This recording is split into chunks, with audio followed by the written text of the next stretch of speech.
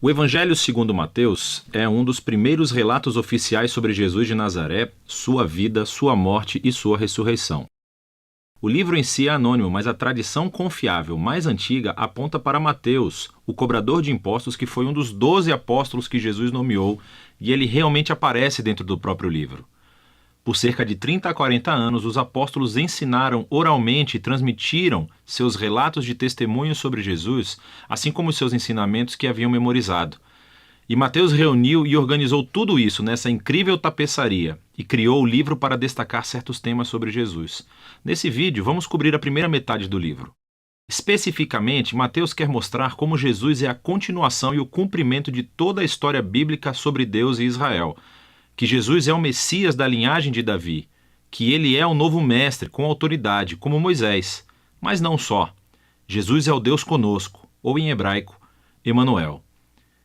E Mateus desenhou esse livro com uma introdução e depois uma conclusão. Estes agem como uma moldura em torno de 5 seções claras aqui mesmo no centro, cada uma das quais é concluída com um longo bloco de ensinamentos de Jesus. E esse conceito é intencional e incrível. Veja como isso funciona.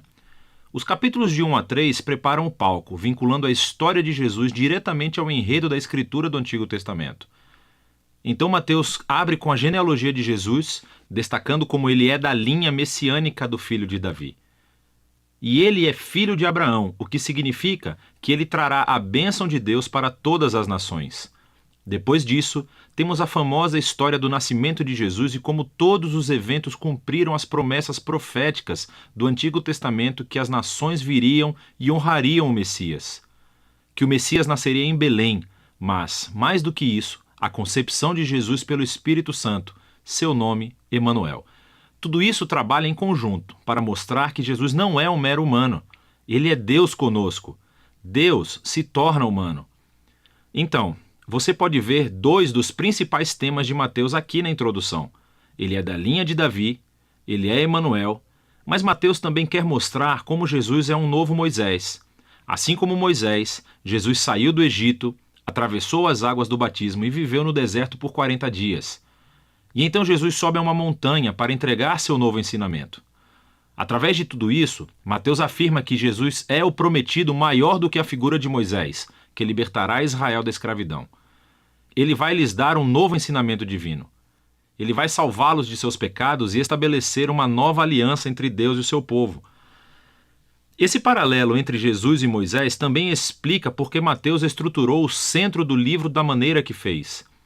Essas 5 partes principais destacam Jesus como mestre e Mateus criou um paralelo. Jesus como mestre é um paralelo aos 5 livros de Moisés. Jesus tem autoridade como o novo mestre da aliança que cumprirá a história da Torá. Na primeira sessão, capítulos 4 a 7, Jesus entra em cena anunciando a chegada do reino de Deus, e isso é realmente fundamental. O reino é, em essência, sobre a operação de resgate de Deus para todo o seu mundo, o que acontece através do Rei Jesus. Jesus veio para enfrentar o mal, especialmente o mal espiritual, e todo o seu legado de opressão demoníaca, doença e morte. Jesus veio para restaurar o governo de Deus e reinar sobre o mundo inteiro, criando uma nova família de pessoas que o seguirão, obedecerão aos seus ensinamentos e viverão sob o seu governo. Então, depois que Jesus começa a curar pessoas e formar um movimento, uma comunidade, ele leva seus seguidores para uma montanha ou encosta. Entrega seu primeiro grande bloco de ensinamentos, tradicionalmente chamado de o Sermão do Monte. E aqui, Jesus explora como é segui-lo e viver no reino de Deus. E é um reino invertido no qual não há membros privilegiados. Assim, os pobres, os Zé Ninguém, os ricos, os religiosos, todos são convidados e chamados a se converter, a se arrepender e a seguir Jesus e unir-se à sua família. Jesus diz que ele não está aqui para anular os mandamentos da Torá ou do Antigo Testamento. Em vez disso, ele está aqui para cumprir tudo isso através da sua vida, através dos seus ensinamentos.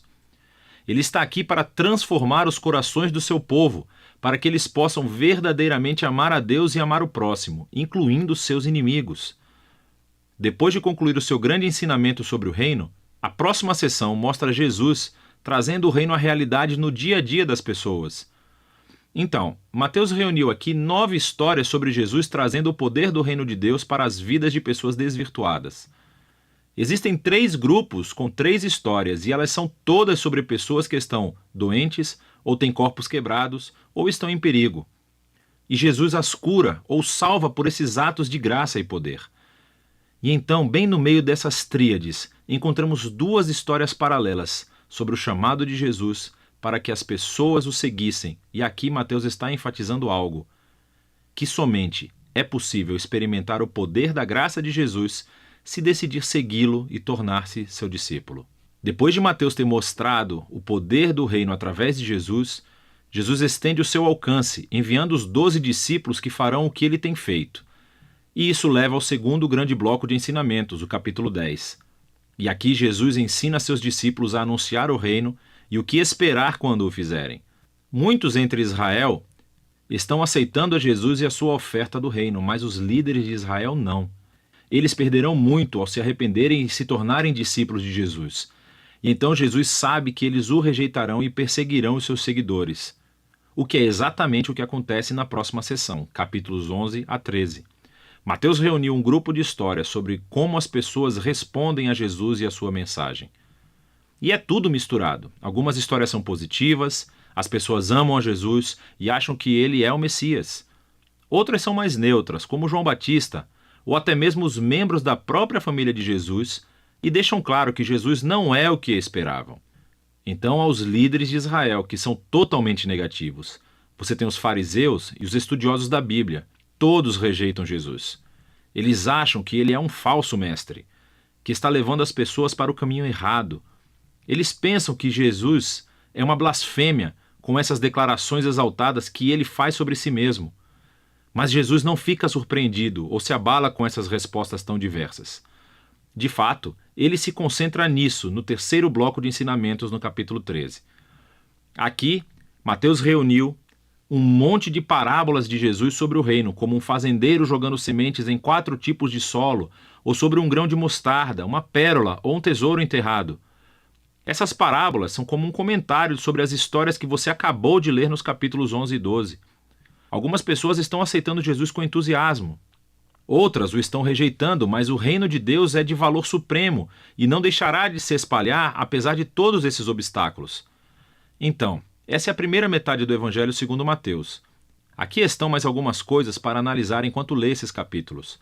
Lembre-se que Mateus está apresentando Jesus como a continuação e o cumprimento da história do Antigo Testamento. Então, procure como ele se entrelaça nas citações do Antigo Testamento. E o que você encontrará é que elas são colocadas em pontos estratégicos da história, explicando mais sobre Jesus e a sua identidade. Então pare, reserve um tempo para pesquisar essas referências e as leia em seu contexto do Antigo Testamento e, na maioria das vezes, você descobrirá conexões muito interessantes. Por fim, preste atenção aos tipos de pessoas que aceitam Jesus e o seguem. E você verá que na maioria das vezes são pessoas que não são importantes, não são ninguém ou não têm religião. E essas são as pessoas que são transformadas pela sua confiança ou fé em Jesus e seguem-no. E são os religiosos e os orgulhosos que são ofendidos por ele. Então, como é que essa tensão entre Jesus e os líderes de Israel se manifestará? É disso que se trata a segunda metade de Mateus.